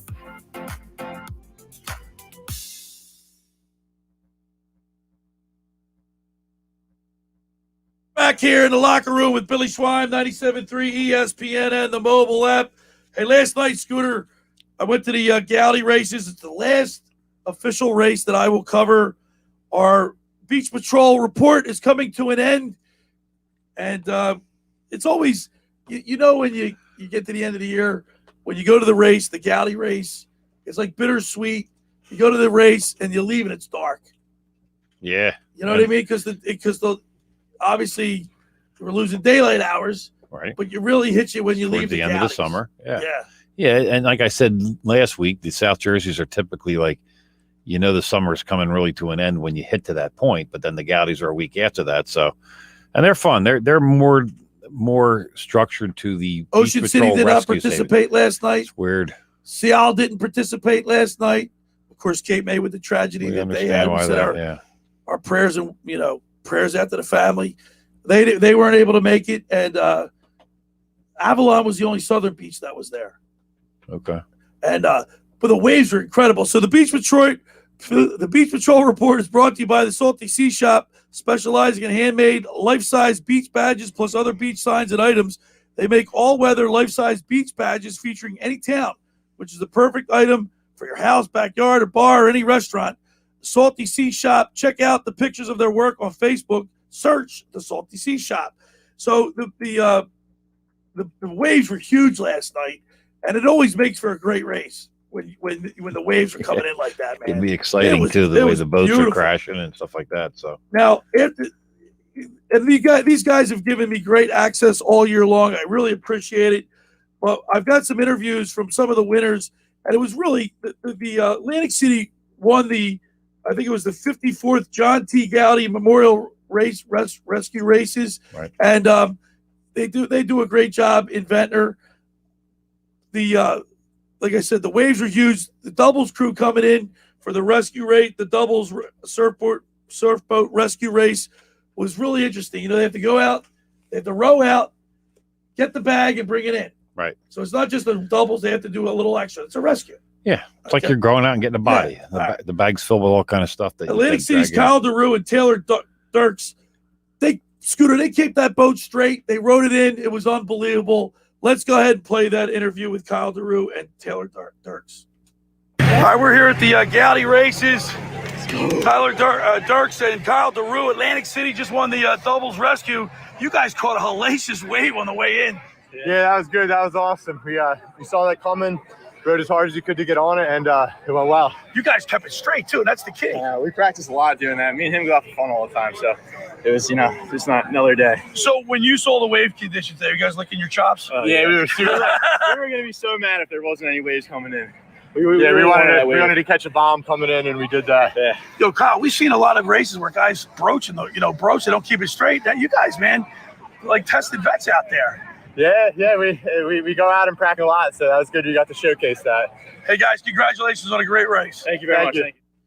Fun to watch, man. It was like it was close. Every race was close. Yeah, they're not the big. And it's funny. I missed earlier and said that Atlantic City hosts it. It's Ventnor, but Atlantic City has done well in this every year. I think they do a lot of practicing of these kind of situations. So the swim was next, and no Joey Tepper. Dolan Grisbaum from Avalon was in it. And of course, without Tepper there, he won. And he won pretty handily. The dummy was the rescue dummy was heavier than he was. Probably. Yeah. I think they have to be 50 pounds. When he came in, he was spent. He actually fell on the ground. It was right. One of those moments, the thrill of victory, the agony of defeat. Exactly. Thrill of victory. Let's go ahead and play it. Dolan Grisbaum just won the galley swim, man. You look spent. I am very tired. How hard is this race when you got to save that tummy? It's different. I ate so much before this. Took a week off after Jersey, so I just want to go out here, go as fast as I can go. Great race, man. This is actually what you do, this is what you do for your job, save people. Yeah, definitely. I mean, I haven't had any saves this year. We keep our beach pretty tight, but definitely different race, more fun race, more like tactical, more strategy involved with it. So definitely a lot harder catching those waves. I was just saying, did you catch a big wave coming in? No, definitely not. All right, congratulations, Dolan. Thank you. And congratulations on a great year swimming, man. Thank you. So I felt happy for him. He got second all year long behind Joey Tepper, but he comes in this race, and you guys, I hope people realize how hard this kid's working. I put the microphone right in his face when he gets out of the water, and you can hear him, man. He's sucking wind. Yeah, he was huffing and puffing. No People don't realize how hard that is. Yeah, it's difficult. It's funny you said before, like they come in and they're wiped out. The event that we had a challenge in Ocean City that I did for the Gaudies was we used to practice. We used to drag a rope and it was tied to a concrete block. And they go, oh, how bad could this possibly be? We would start at the water's edge and we'd run up to the headquarters with it, right? Which was at that 34th Street. That was through the 6th. And what it does is it builds up sand. It starts dragging. Well, I watched the first guy go. He gets to the very top and he lets go of the rope and he drops to his knees. I'm like, what the heck happened to him? Second guy goes up, gets up to the top, drops to his knees afterwards. I'm like, what's wrong with these guys? Why are they falling down? And you did it. I went and did it. Your legs are so like intense for so like long. Spaghetti. And then all of a sudden they give out. They just completely give out. I went, now I know why they were dropping. Now Atlantic City also has the Blair brothers. These guys are huge, big dudes. And I don't know what they're, with Vince Grenice and Kyle DeRue, I don't know, when they win, I guess, the city races to represent Atlantic City, but these guys are like 1 and 1A. They're big dudes, and they got first place in the doubles. So let's go ahead and play the Blair brothers interview. Hey, we're here at the Galleys with Rick and Sean Blair from Atlantic City, who just came in first in the rescue doubles. Guys, man, congratulations on a great race. Thank you. Wasn't easy. Got lucky on the way out. A couple little bumps on the way out.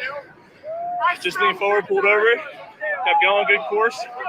Coming in, we didn't get much help. We pulled. The waves are huge today, aren't they? Waves are huge. Nothing I haven't shot before. It was a fun race. I hope to be back next year. Yeah, this is what you guys work. This is what you guys do. I mean, you save lives, you rescue people, bring them in on all conditions. Yeah, that's what we do. We all love it. Everyone's out here supporting us. We thank them. I thank my lieutenants, my chief, everyone for setting up the races in Atlantic City. They do a great job every year, having us row to get us to this point where we're at the top of the line. Coming in, getting that dummy out of the boat, that can be pretty challenging. It was a little challenging, but we've done it multiple times. We usually have the system going. We know which side is coming out. Get out there, get after it, or grab it. But like we said, we couldn't shoot that wave in straight because there really wasn't much behind us. We just had to get the job done, and we did. Yo, congratulations, guys. Great race. Thank you. So not only, guess what, going out, there were 4 or 5 boats that didn't even make it. They got destroyed by 7-foot waves. Yeah, you can get sent back to the beach pretty quickly. They didn't even make it out. With your lunch. It was just coming in. The boats banging into each other. Yeah. It was crazy, I hate to say it, I used to love when the seas were up, when they were having races, because you knew there was going to be some crashes. You watch the captains put their hands over their eyes like, oh, my God, there goes a $7,000 boat down the drain. Now, one of the best races of the night were the singles. Now, Vince Grenice has always been in the mix from Atlantic City with all the races. But this was probably one of his most picturesque finishes I've ever seen. He looked like, and I had him laughing, he was sucking wind, but when I said this to him, and I'm going to say it before we go to the interview, it reminded me, you know, when you watch The Grinch That Stole Christmas, he's coming in off the mountain, coming into Whoville. That's what he looked like. He caught an outer brake and got on the stern sheet, dug the oar in, and kept it straight the whole way. And I'm getting chills. It was picturesque. Yeah, you learn how to bow to right from the beginning. It can make a difference. That's not easy. No, it's not easy. I never used to stand up on the bow. I used to just he was like on the stern sheet. Yeah. Looked like he was surfing the boat on the way in. All right. Good for him. Let's play Vince Grenice. Vince Grenice, what a finish, man. Thanks. Unbelievable. It's your race. Oh, you caught that out. You caught that outside. You rode it like the Grinch coming into Whoville. Oh man, that was good. Good race. You were after the flag first. So you got through the surf pretty clean. Yeah, my start was like troubled whether to go further out or in. Didn't really start exactly straight, but we came into the flags pretty close, like 4 of us. My turn, I just came right out of it. And Funk got hit with a couple big waves. Mike McGrath broached on the way in, almost flipped. I mean, it was pretty hectic, pretty hairy out there, but you kept it straight, and that's what the key was. Yep, yeah, it was a good night. Happy. Yo, great summer for you guys. I mean, all in all, I mean, the races from the first long ports all the way to now the Gowdy. So you got to be pretty happy with your performance this summer. We had a couple of we had a new straight double screw. Yeah. Dirksen, Giroux, my partner, did a fantastic job. And Stinson, he's been doing this forever. You know, he's been swimming competitively since he was in high school, and he's still got it. And our combination, the Blair brothers and Jack Fenton, they did a great job. They got second, I think. Well, congratulations on a great summer, and that was a great race, man. It was very entertaining. Thank you. David Funk got destroyed, and he made it out. But like Harvey Cedars, there was a couple of Seagirt, they got destroyed. And one guy had a helmet on, and he had it because he got sent flying out of the boat. And we know how dangerous it can become. It can be with the tragedy down in Cape May. Yes. But guess what? David Funk, for the 3 successive waves that he got drilled with, and to make it out, that's professional right there. Well, yeah, I don't know how many times it's always happened to a lot of different people. I've seen it happen, I don't know how many times. And coming in, Margate, Avalon, and I don't know how Mike McGrath from Longport missed not getting. Their boats smashed into each other. Avalon's snapped their oar in half. It was like bumper cars out there. Mike McGrath on the way in the singles, I don't know how he just missed getting hit. And then it had to be like a 5-foot wave. He broaches and he gets off the seat and gets low, gets to the high side. I was going to say, get to the high side. So let's play Mike McGrath. He actually says it in the interview. We got Mike McGrath here. He rode the singles here at the Gowdies. And Mike, man, pretty hairy coming in, pretty hairy stuff. And you had boats flipping, crashing into each other, and it was a great finish, picturesque. Well, it's fun. It's ocean racing, like it's what we train for, I guess. I know you dig these big waves. By the way, your partner Duffy said that you can't ride the waves too well. No, I'm not too good at it. But I when you knew you were going to broach, you got low in the boat. Yeah, I always go to the high side. I mean, I was trying to maneuver it, so I stayed on the wave. So try to keep it afloat and get closer to the finish line. Hey, Mike, great summer. You guys had a great year. Longport did. Obviously, you won the South Jersey Lifeguard Championships 5 in a row. I look forward to next year, but congratulations on a great season. Thank you. I appreciate it. I really enjoy and I really appreciate talking to these guys and gals after the races. We start covering the Beach Patrol, do the Beach Patrol report from Memorial Weekend up until the Gowdy races. I want to thank everybody from all the Beach Patrols, from Cape May Point to Brigantine, all the racers that give me access to them. I really appreciate it. Also, Josh, I know I really hammered Josh. I'm sure he doesn't look forward to the summer when I send them all the interviews, and he's got to edit them and get them prepared for the show. I want to thank you guys for doing it. The Beach Patrol report, I love it, and these guys and gals, they do a great service for the community. Yeah, it's that's their championship. They're saving lives all summer long, and then they get to do something, after work that they prepare for by rowing at 5-6 o'clock in the morning and get prepared. And then that's their, like I said, their championship, their end of their season. They love it. All right, the second hour of the locker room is brought to you by the Great Bay Country Club, where it's not just golf, it's fun. Make Great Bay Country Club your club. Great Bay is an award-winning private golf club where you are greeted by name. It's over the 3-hour, 58-minute round. For more information, go to greatbay.com or give them a call at 609-927-5071. Great Bay Country Club in Summers Point, New Jersey. See why it's always a great day at Great Bay. Get down there, say hello to Radio Ron Ralston and Kevin Kelly. Scott Dunn's down there. Scott Dunn's down there. Owen, Everybody. Will Owen. Ryan Owen. Ryan Owen's down there. Yeah. All those guys. And go get the sausage soup. Oh, that's It's It unbelievable. wasn't on the menu the other day. I think they only make it certain days. Just about everybody here has heard about the Jersey Man and Philly Man magazine run by ex-Philadelphia tight end Ken Dunnick. But were you aware of their private business network they call the Legacy Club? Every month they hold private events at upscale locations in Philadelphia and South Jersey to attract over 200 top business people. If you have an interest in attending one of these events, seems to fit for your business, send an email to ken@jerseymanmagazine.com or give him a call at 856-912-4007 for more information. All right, when we return, we'll wrap it up. You're listening to The Locker Room with Billy Schweim on 97.3 ESPN and the mobile app. Tonight on Compass Media Network's coverage of the NFL. It's a Lone Star State battle, and bragging rights are on the line as the Dallas Cowboys host the Houston Texans. Hi, this is Jerry Recco. Join Kevin Ray, Danny White, and myself for all the action as the preseason continues on. Will the Cowboys find the win column, or can the Texans make it 2 wins in a row? It's the Dallas Cowboys and the Houston Texans. If it's the NFL, it's right here. Coverage begins at 7:30 on 97.3 ESPN. Finding an electrician that is dependable, prompt, and experienced is important. Tom Jackson & Sons Electrical Service is just that. Service in Atlantic and Cape May counties for 40 years, Tom Jackson & Sons Electrical Services specializes in both commercial and residential work and provides 24-hour emergency services. No job too big and no job too small. Call Tom Jackson & Sons Electrical Services. They do it all. Call for a free estimate, 609-399-1999. Call Tom Jackson and Sons for electrical, they're number one.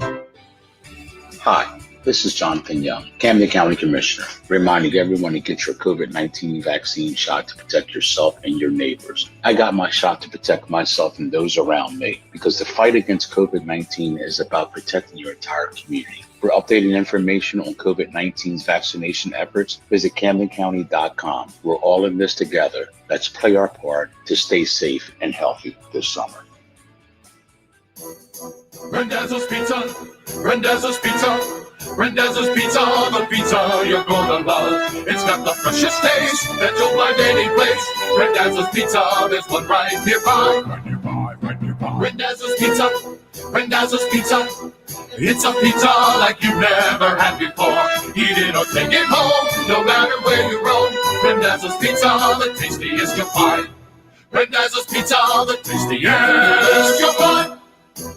Why would you call anyone else besides Randazzo's Pizzeria and Family Restaurant, 34th and Asbury Avenue in Ocean City. Open year-round, 7 days a week, offering free delivery on the whole island and to the beach. Pizza, pasta, salads, entrees, subs, paninis, and wraps. Voted best of the shore. Call 814-1600. 814-1600.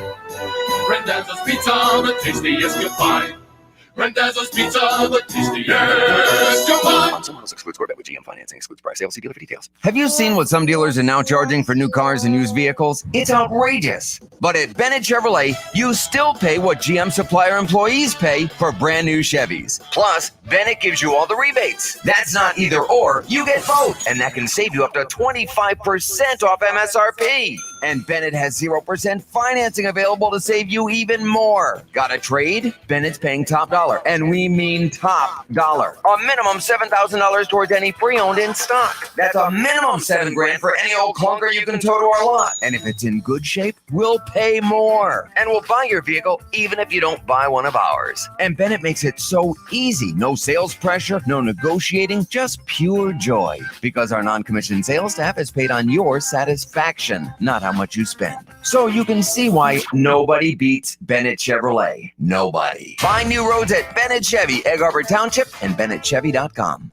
New Jersey Secretary of Agriculture Doug Fisher here, reminding you that Jersey Fresh eggplant is great fried, baked, or grilled. So many wonderful varieties and colors are available. Be sure to pick up Jersey Fresh eggplant at your favorite farm market or supermarket. Stay loyal to local Jersey Fresh. I got about a few minutes left in the program. Of course, Josh Henning Sports Bash Saturday is going to be coming up next for about half an hour before basically brings you baseball here right on 97.3 ESPN. Scooter, I went down to we were at the Deauville Inn on Thursday night to watch the game. That's a great place. The bartenders, Sean and JR, those guys are great. Of course, Brian Kelly, he's the bouncer down there, and Chuck Thompson. They do it's a great place to watch a football game. They got TVs everywhere. Yeah, and they redid the whole place this year. It's phenomenal. Yeah. One of my favorite things about the Duval is because for those who don't know, when I moved to South Jersey from Philadelphia originally, we lived in Sea Isle for over a decade. Right. And you just jump on your bike if you live in Sea Isle. You take the bike up to Strathmere. Yeah. Maybe you spend part of the day on the beach, and then you walk along the beach to the beach bar where they had the seats on the beach, and someone just comes up and says, "How can I serve you today?" And you're like, I'm going to be serviced at the beach. Let's go. But the Deauville's great because, it's remodeled. So, by the way, the chicken wings are unbelievable. Yeah. That was great. So, I want to say hi to the staff down there, Brian Kelly, Chuck Thompson, and the bartenders, Sean and JR. They do a great job. Yeah, man. Got about a minute left in the show. Any final thoughts there, Scooter? Phillies stink. Eagles are right next. Should I bet the Phillies or the Padres today? Neither. Well, if you want the team to win, I'm going to take the Padres. That's not why you bet. You bet because find a good prop bet. Don't bet on the team. Find a good prop bet today. Like one of those prop bets that allows you to root for a player instead of a team. But I want the Phillies to win so bad, I'm willing to lose money. No, but I'm saying if the Phillies can still win and you can win a prop bet. Come on, I'm all about winning, Bill. I'm not all about the next sacrifice. Who's the next Philly team to win a championship? Flyers. The Flyers? The Flyers. Really? Flyers have been the best offseason of any Philly sports Sixers? team in a long time. Not the Sixers? No. By the way, tomorrow on the program, Pete Thompson's going to be joining me in the studio. We got Merrill Reese on, the radio voice of the Philadelphia Eagles. Touchdown! So what time is this golf thing on Wednesday? So we're going to golf on Wednesday. It's going to be me against Pete Thompson. People tomorrow will be able to text us and pick a winner.